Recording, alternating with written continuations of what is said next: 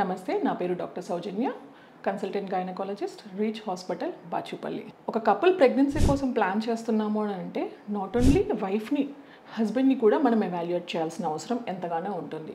25% wife, 25% husband, 25% both together, 25% with no reason. ఇది మేము divide చేసుకునే కేటగిరీ.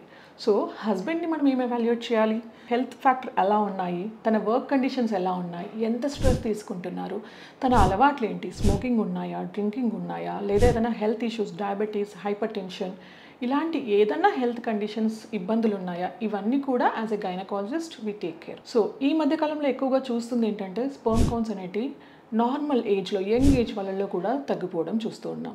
దీనికి మోస్ట్ కామన్గా మేము అబ్జర్వ్ చేసింది ఏంటంటే work stress, work pressure, morning till evening వాళ్ళ వర్క్ టైమింగ్స్ ఉండడం, అండ్ ఎక్కువసేపు వాళ్ళ ల్యాప్టాప్స్ని టేబుల్ పైన కాకుండా వాళ్ళ ఒళ్ళో పెట్టుకొని వర్క్ చేయడం.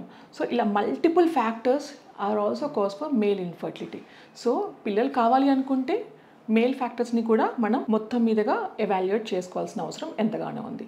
Any more information, do consult Reach hospital, Bachupally.